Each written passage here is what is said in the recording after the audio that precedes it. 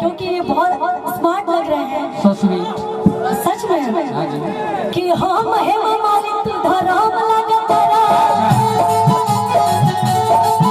और देख के दाढ़ी चमचम लगा तेरा। हम है मालिक तू धरम लगा तेरा। जी ओ माय गॉड।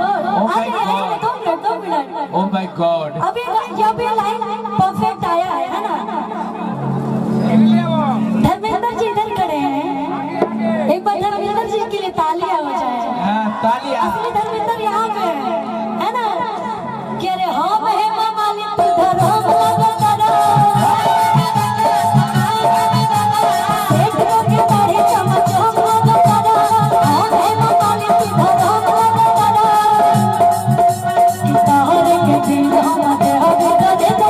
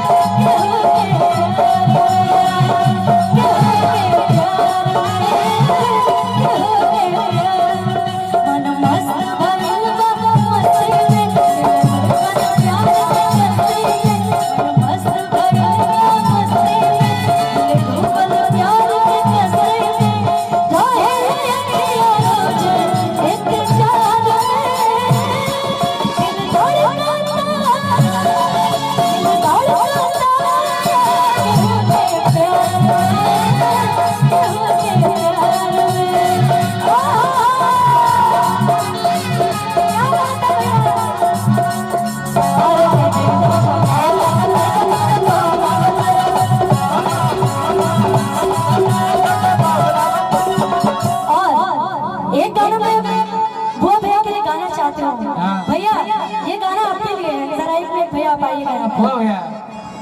एक मिनट के लिए प्लीज। ये गाना मैं आपके लिए स्पेशल गा रही हूँ। स्पेशल। और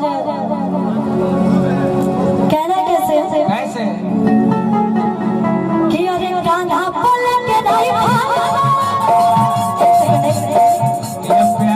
रोक लीजिएगा।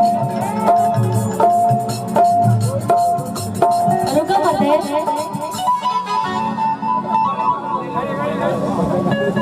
बुआ भैया के लिए कि अरे गाना बोल के दाई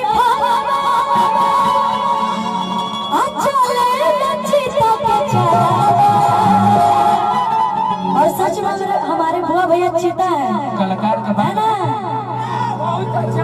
युवा दिलों की धड़कन है, कलाकार का मसीह है और गरीबों के मसीहा, सभी के दिलों के धड़कन, हम लोग के गार्जियन। कि अरे कान्हा बोल के दाई चले ले चीता के चला।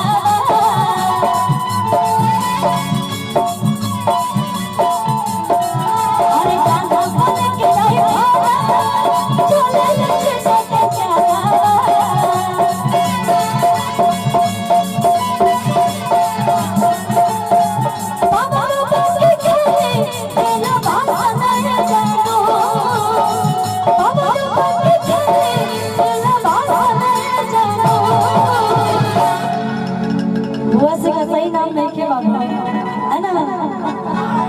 हाँ बाबू। कि चले चला के सब ये चलो। चले चला के सब ये चलो।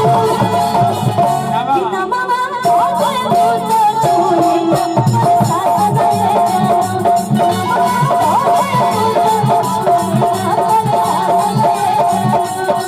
अरे कान्हा बोल के दाई चले ले चीता के चला।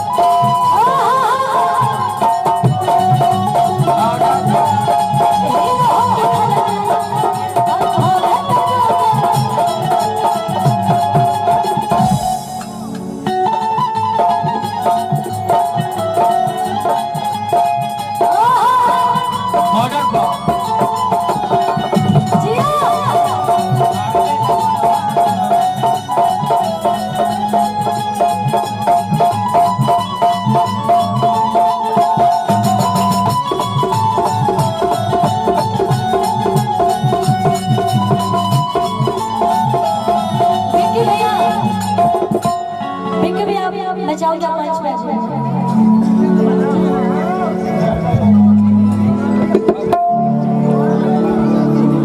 हेलो भाई भैया क्या कहता है सुनो। हेलो